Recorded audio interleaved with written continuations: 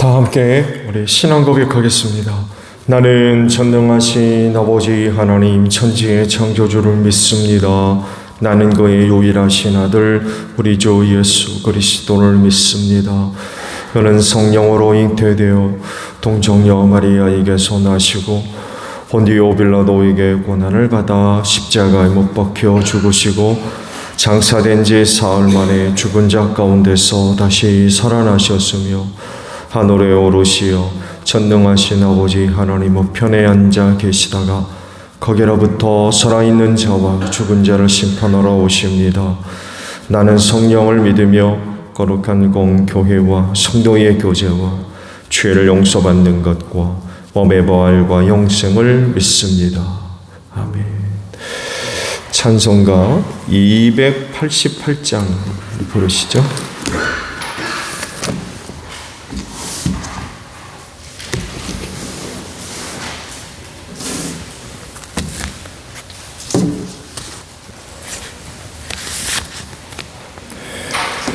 찬송가 288장 부르시고 말씀을 봅니다.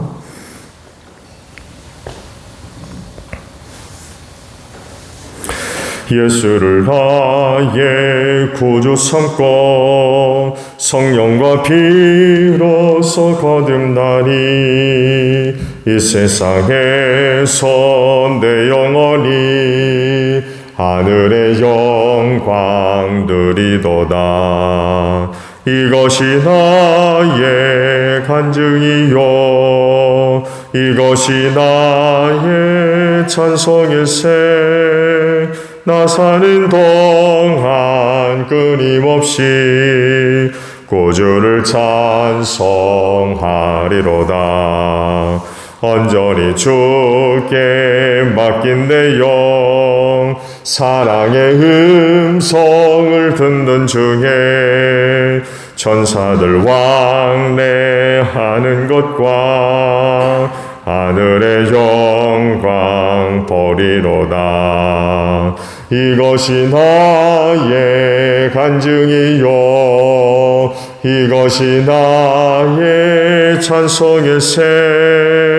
나 사는 동안 끊임없이 구주를 찬송하리로다.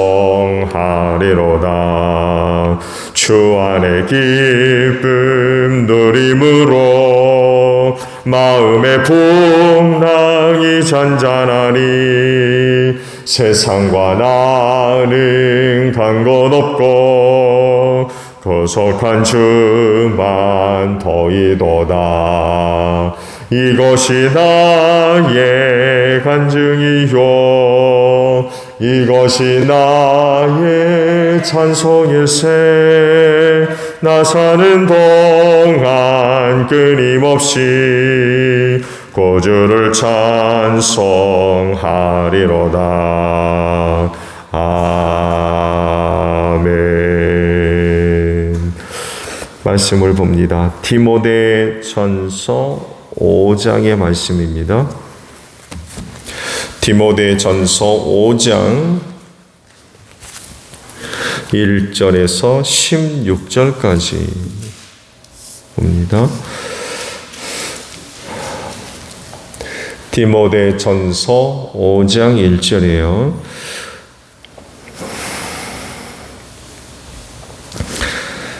나이가 많은 이를 나무라지 말고 아버지를 대하듯이 권면하십시오. 젊은 남자는 형제를 대하듯이 권면하십시오. 나이가 많은 여자는 어머니를 대하듯이 권면하고 젊은 여자는 자매를 대하듯이 오로지 순결한 마음으로 권면하십시오. 참 과부인 과부를 존대하십시오.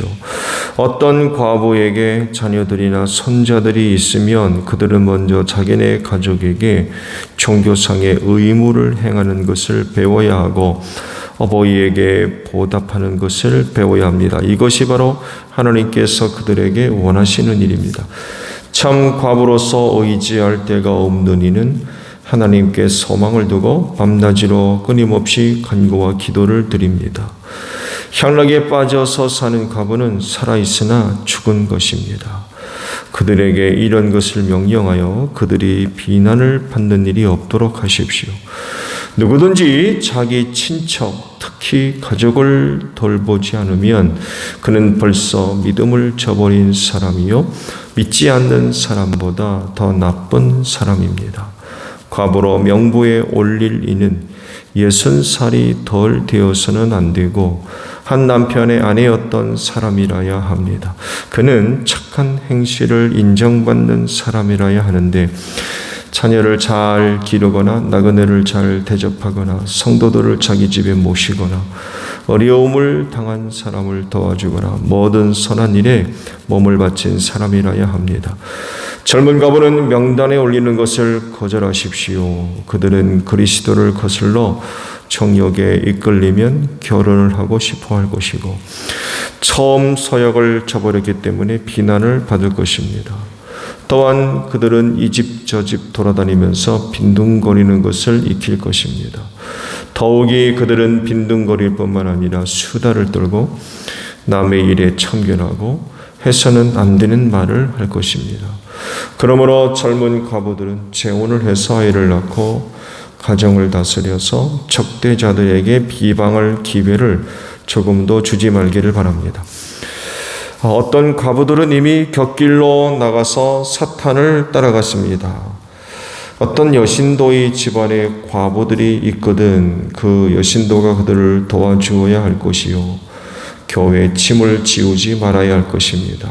그렇게 하여야 교회가 참 과부들을 도울 수 있을 것입니다. 아멘. 자, 오늘 아침에는요 8절에 있는 말씀을 함께 보려고 합니다. 보면 누구든지 자기 친척 특히 가족을 돌보지 않으면 그는 벌써 믿음을 저버린 사람이요 믿지 않는 사람보다 더 나쁜 사람입니다. 라는 구절입니다.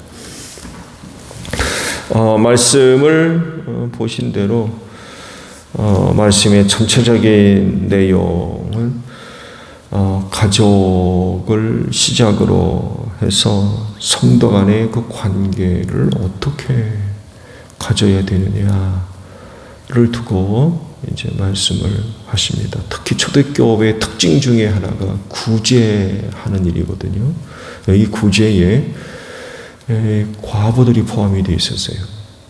그리고 또 이게 또 문제가 돼가지고 초대교회에 또 많은 혼란이 있었죠. 도와줬네, 안 도와줬네, 뭐 이래가지고 그래서 결국 집사들을 세우게 되죠. 그렇죠? 집사들을 세워서 그 일을 전적으로 맡아서 감당할 수 있도록 그렇게 하죠. 그리고 사도들은 복음 전하는 일과 기도하는 일에 이제 집중하기로 하고 이 일은 교회에 이제 집사들을 세워서 구제하는 일을 맡게 했죠. 이렇게 교회에 큰 제도의 변화를 가져오게 했던 것이 바로 과부들의 구제였습니다. 여기서 이제 많은 혼란들이 일어나가지고 말씀 전체 내용이 바로 이것과 밀접하게 연결되어 있어요.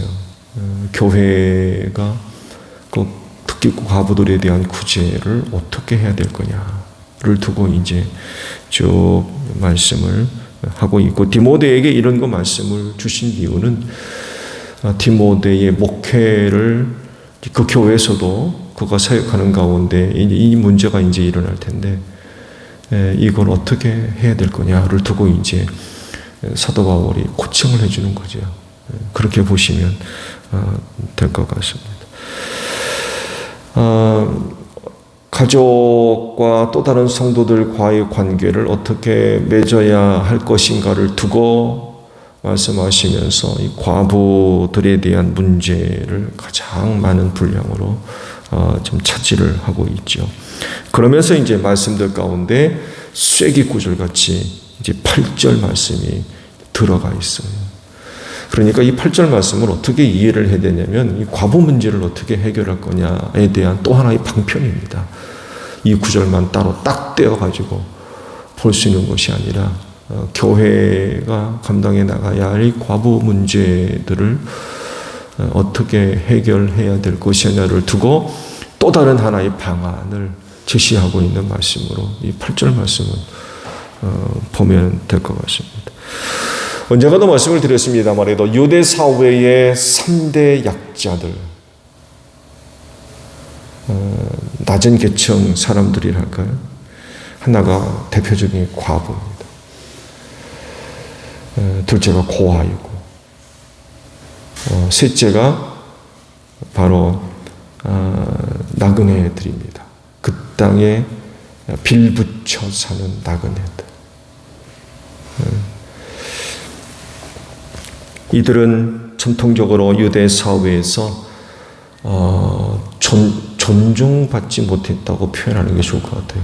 존중받지를 못했고, 그러다 보니까 사회적 하류 계층에 속해 있었습니다.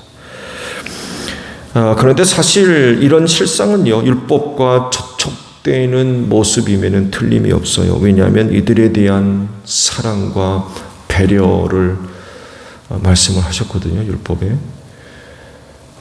근데 그럼에도 불구하고 실질적으로 이들은 사회적 약자들이었어요. 낮은 그런 계층들이었고, 또 실질적으로 많은 그런 어려운 일들을 겪을 수밖에 없었던 거죠. 이들을 도와줘라. 이들을 도와줘라. 대표적인 예가 이제 안식년에 땅을 쉬게 할 때에 거기서 나는 소출은 절대로 손을 못 대게 하셨어요. 그리고 추수할 때에도 뒤돌아서서 떨어진 이삭을 못 죽게 했습니다. 왜요? 이들의 것이었어요. 떨어진 이삭은 돌아서서 못 주었어요. 가난한 사람들이 갖다 먹으라고.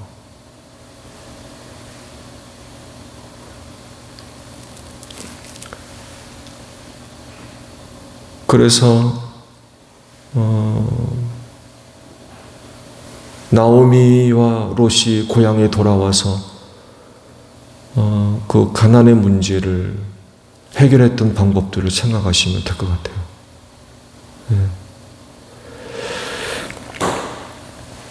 그렇지만 그럼에도 불구하고 이들의 어려운 문제는 해소가 잘 되지를 않았습니다. 좋은 예로요, 그 과부들의 일상이라고 할까요? 그 모습들을 보게 되면, 일단 남편이 죽게 되면 그런 심각한 생존의 위기로 몰렸어요. 일단 남편이 죽으면 유대 사회에서 여인들이 활발하게 모을 수 있는 그런 위치도 아니었고, 또 그런 상황도 마련이 된 게 아니었고 하다 보니까 일단 남편이 죽으면 여인들은 심각한 그런 생활 위협에 몰릴 수밖에 없었어요. 오늘날과 같이 생각하시면 안 돼요. 이때 당시만 해도 2000년 전이니까 오늘날과 같이 의식주 문화 그런 수준이 아니었습니다. 그래서 일단 남편이 죽으면 그 가정은 심각한 생존 위협으로 몰릴 수밖에 없어서, 그래서 종으로 팔리든지 이런 상황들이 벌어지고, 여인들은 사회적 소외 계층으로 당연히 떨어질 수밖에 없고요. 최악의 경우에는 거리의 여인으로 전락을 했습니다. 이런 경우들이 허다했다고 그래요.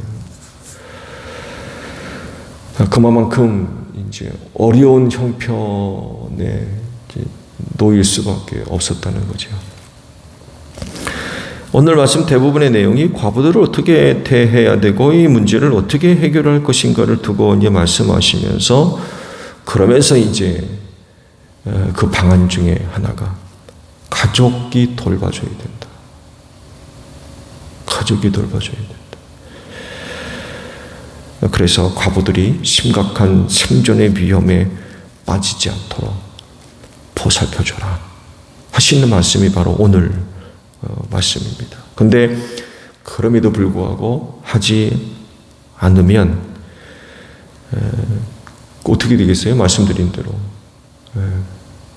타락의 길로, 생존을 위해서 타락의 길로 들어서는 이런 일들이 벌어지게 되는 거죠. 결국 그런 생활은 최후의 수단이 되었던 거죠.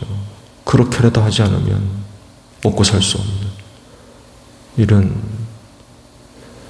상황 가운데 몰리니까 이렇게 되지 않도록 누구보다도 가족 식구들이 집안에 그런 사람이 있으면 돌봐줘야 된다라고 하시는 말씀입니다. 그리스도인이기 때문에 오늘 주신 말씀대로 가족을 돌봐야 됩니다. 이 일은 형편이 좌우되는 것이 아닙니다. 그거 할 수 있다고 해서 하고 아니라고 해서 안 되는 그런 상황이 아니라는 거예요. 그건 그리스도인으로서 마땅한 도리라는 것입니다. 이걸 믿음과 연결시키고 있어요. 믿음과.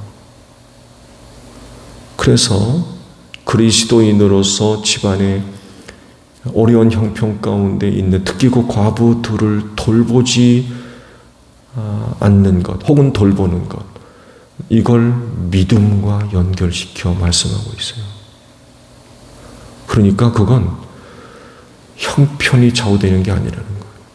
여러분, 그리스도인에게 있어서 믿음이 형편입니까? 그건 필수입니다. 믿음 없는 그리스도인이 어디 있어요? 물론 있을 수도 있겠죠. 그러나 보통 그리스도인 하면 예수 믿는 사람들 아닙니까? 그건 예수를 믿으면 자연스럽게 나타날 수밖에 없는 또 필연적인 결과이지요. 이걸 과부를 돕는 일과 연결되어 있다는 것입니다. 그리스도인은 다른 사람들과 달리 그야말로 그 믿음을 갖고 있는 사람들입니다. 그렇기 때문에 마땅히 그들을 돌봐줄 수 있어야 된다는 거죠. 가족을 비롯해서 친척을 돌보는 것이 곧 믿음이다 라고 지금 말씀하고 있어요. 그러니까 그건 해도 그만 안 해도 그만이 아니라 그리스도인에게 있을 믿음과 연결시켜 보게 되면 그건 필연적이라는 거예요. 반드시 해야 되는 그런 그 모습이라는 것입니다. 그래서 뭘 하십니까? 그렇게 하지 않으면 믿음을 저버린 사람이다 라고 표현하고 있어요. 믿음을 저버린 사람. 그러니까 과부들을, 집안에 있는 과부가 있다면 그런 사람들을 돌봐주는 그 일은 곧 믿음이라는 거죠. 그건 곧 믿음이다. 그래서 믿음이 있는 그리스도인이다 라고 하면 친척과 가족을 돌봐줘야 된다는 거죠. 그렇게 하지 않으면 그건 믿음이 없는 것이고 믿음을 저버리는 것이며 심지어는 불신자보다 더 나쁜 사람이다. 결국 믿음이 없는 사람이란 얘기입니다.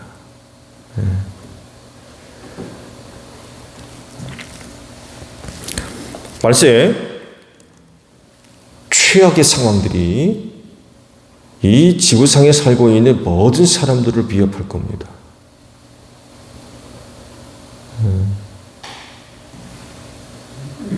코로나19 질병만 하나 생각해도 이 마지막 때에 일어날 일들에 대한 현상을 이해하는데 큰 도움을 받을 수 있죠. 근데 앞으로는 이것보다도 더 심각한 생존의 위협이 있을 거라고 하셨어요.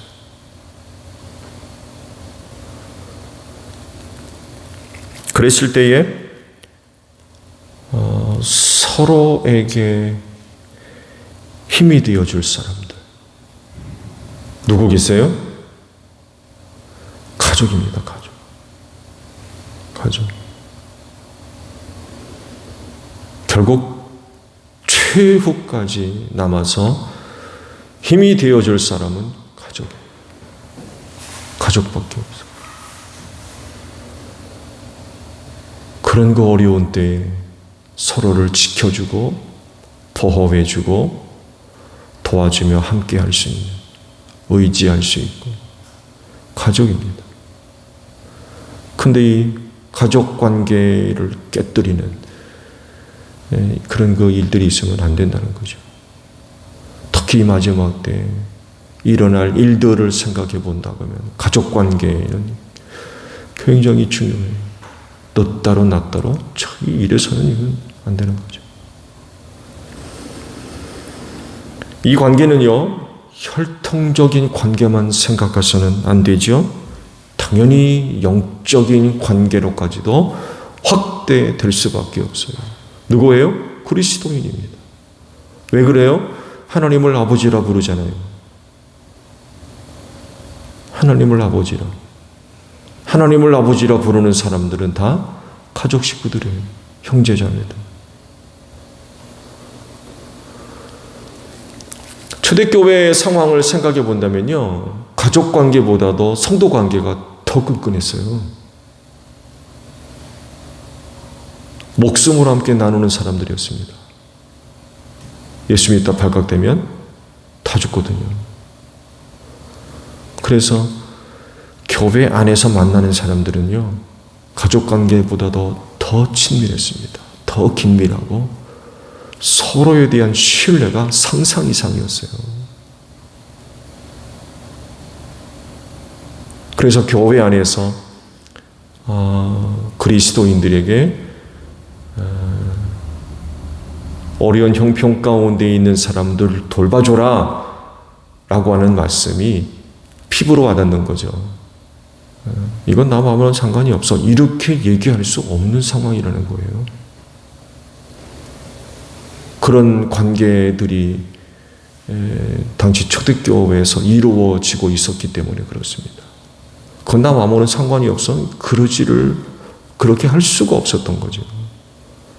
그때까지만 하더라도 말씀드린 대로 로마 제국으로부터 겪는 일들이 이게 그야말로 종말론적인 일들이었거든요. 이건 그 말씀드렸습니다만 해도 교회가 없어졌어요. 얼마나 핍박이 심했어요. 이런 시대 속에서 성도 간의 관계는 보통 관계 이상이죠. 그러다 보니까 교회에서 과부들에 대한 배려, 또 그들을 도와줘야 될 이런 그 말씀들은 그냥 피부에 와닿는 얘기예요. 피부에 와닿는. 누구는 기고 누구는 아니고 그게 아니라는 거예요. 신앙 공동체 전체가 내일로 삼을 수밖에 없는 그런 상황이었던 거죠.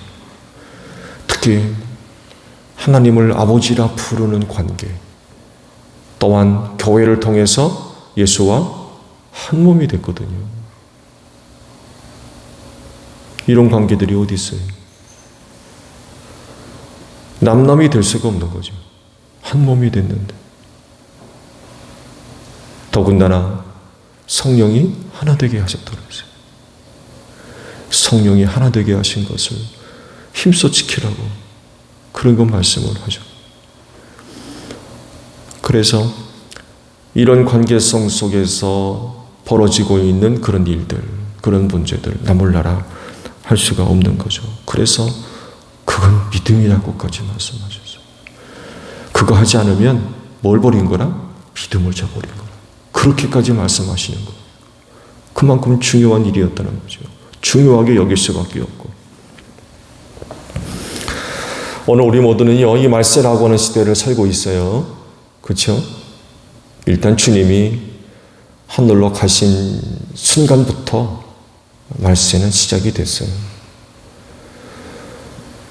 우리 이 시대는 훨씬 더 주님 오실 날이 가까이 있는 시간적인 그런 그 차이가 좀 있을 뿐이지, 이미 벌써 말세는 오래전부터 시작이 됐고 점점 더 그날이 가까이 이르는 이런 상황 가운데 우리가 놓여 있습니다. 그렇기 때문에 더더욱 이런 관계들이 요청된다는 거예요. 이렇게 서로에게 도움이 된다고 하면 세상 넉넉하게 이길 줄로 믿습니다. 그러지를 못하면 탈락하는 사람들 많이 발생할 거예요. 그렇진데 하나님을 아버지라 부르는 성도들 간에 있는 이런 어려운 문제들, 나 몰라라 하지 않고 기도하고 돕는, 돌보는 이런 그 모습들을 통하여서 이 마지막 세대를 넉넉하게 승리하는 이런 그 복된 역사가 있기를 바랍니다. 주기도문 하겠습니다. 하늘에 계신 우리 아버지, 아버지 이름을 거룩하게 하시며 아버지의 나라가 오게 하시며 아버지의 뜻이 하늘에서와 같이 땅에서도 이루어지게 하소서. 오늘 우리에게 일용할 양식을 주시고 우리가 우리에게 잘못한 사람을 용서하여 준 것 같이 우리 죄를 용서하여 주시고 우리를 시험에 빠지지 않게 하시고 악에서 구하소서. 나라와 권능과 영광이 영원히 아버지의 것입니다. 아멘. 기도하겠습니다.